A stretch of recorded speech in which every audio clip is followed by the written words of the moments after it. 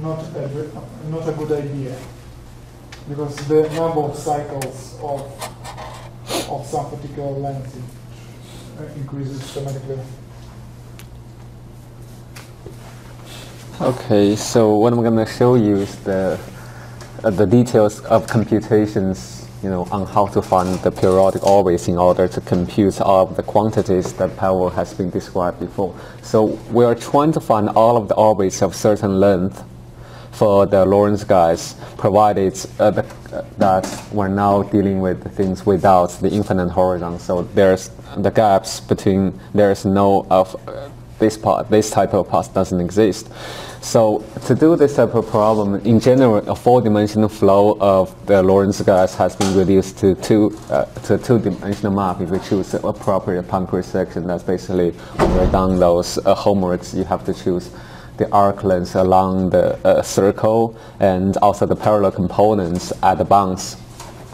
In this way, and in order to find all of the orbits in general, we're going to find the help from the symbolic dynamics related to the circles.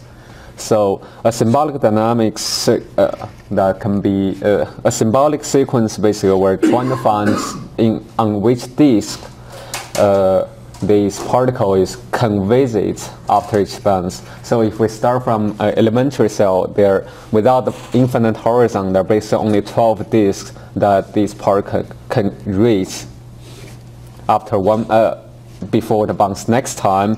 So they are labeled in this way. So the nearest disks are labeled with the even numbers, while the next nearest disks are labeled in odd numbers. So there are all 12 of them.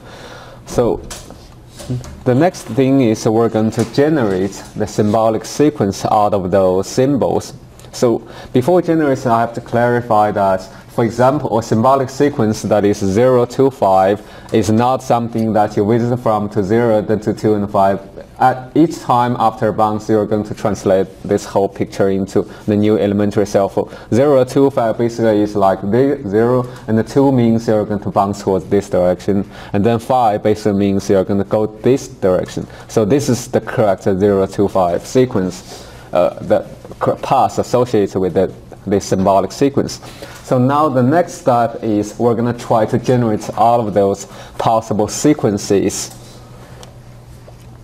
And the thing is, those sequences are considered to be invariant under the cyclic permutation. Basically, if you just change the essence, bring it to the front of the cycle, it just means the same sequence, but you just start to look at some other points. They're going to be the same cycle. And then there are pruning rules that depending on the gap between the disks. So for the W that I choose here, which is 0.3, Pavel has previously showed that this 4 over square root 3 minus 2 is a little bit greater than 0.3. So the 0.3 is very close to the case when we have an infinite horizon, but it's still finite. So the things in the pruning zones associated with, immediately you can see that you cannot bounce towards the same direction twice. So you cannot have the two same symbols occur in those sequences. They're not valid. And the other symbols, if you look into details, that after each bounce, for example, you bounce from 0, then the next change of the symbol, the number change should be at least 2. And of course, if you bounce to odd disk, the next number change should be at least 3. So those are the rules associated with the pruning, because with this type of gap, you just cannot bounce. The number of change should be greater. And also, there is going to be we're going to remove those duplicate cycles. For example, you got a cycle of length 4, but you got symbols that appears like S1, S2, S1, S2. They are generally, if you use these symbols, you're going to find period 2 cycles, and those are going to be removed. Now the thing is we're going to try using the symbolic sequence to find the associated orbits, if there are any of those. For example, 0 to 5 sequence, there's a length 3 cycle that I mentioned before that goes something like this. You bounce the first 0, you're bouncing to the right, then you bounce to disk number 2, and bounce to disk number 5 from this elementary cell and go back to the first one, and you're going to repeat this cycle.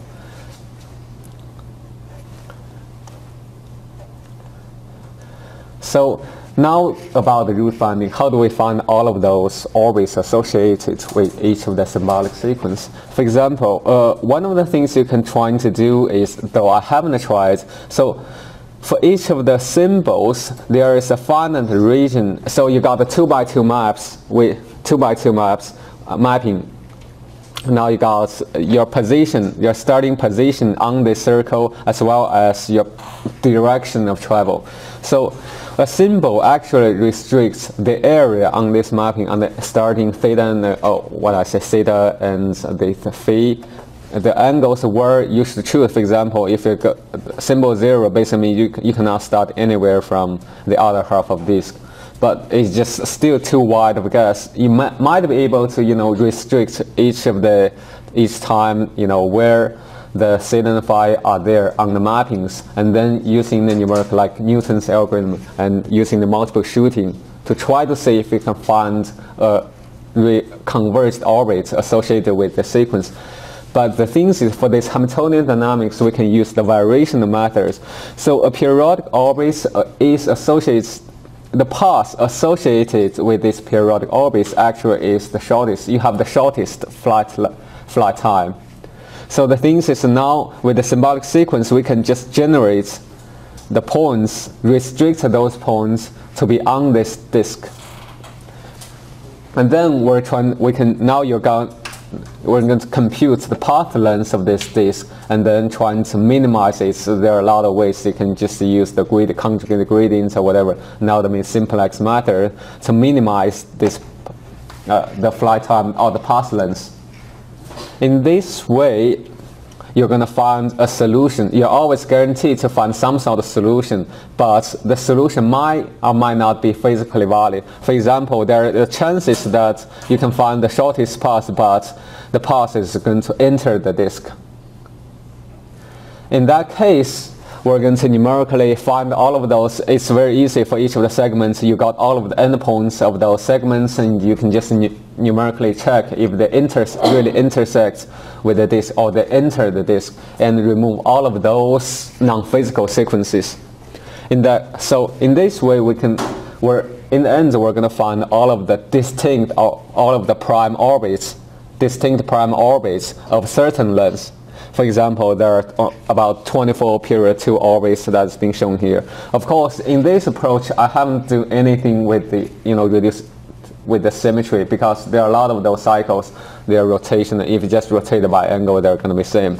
Another thing is, you see, it looks like those those cycles you plot, all of them, they are not symmetric, because but the thing is, if you change the order of the symbols and plot them again, for example, you switch for the period 2, you switch the column and plot all the associated orbits, you're going to get a very symmetric plot that's invariant under rotation by pi over 3. But still, those are 24 period 2 orbits, and there are more periodic with I think there should be 64. Period 3, sorry, 168 period 4 orbits, they're not period 3. So in this table that I list all of those periodic orbits that I found using this approach. So it turns out, and compare with the published paper of Schreiber.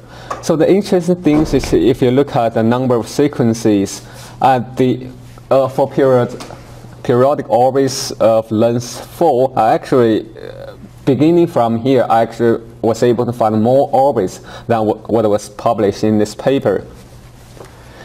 And then using all of those orbits up to the 7th order, what you can do is compute the zeta functions in the elementary cell. So as for this problem, there's no leaking. So all of the there's no dissipation out of the whole systems. Then the basic means the first eigenvalue of the zeta function is going to be 0. And there is just at 0, 0 here. And what we can check is basically the zeta function. So what one can check is then if the zeta 0, 0 or 1 over 0, 0 converges to 0. And when I was computing the zeta function, I got a different result here, because what I'm trying to compute is just using set those parameters to 0. Whenever I got a prime cycle, I just multiply this one by this one minus 1 over this, all of the expanding, the product of the expanding eigen.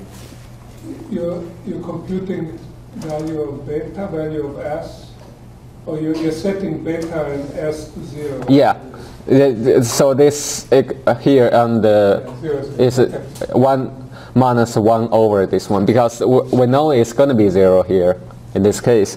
The things is, in that case, because all of the lambda p here are just the expanding eigenvalue associated with these periodic orbits, they're going to be greater than 1. So in this case, if I'm using this approach, I'm always going to get a positive number for this zeta function. They're going to converge to 0 eventually.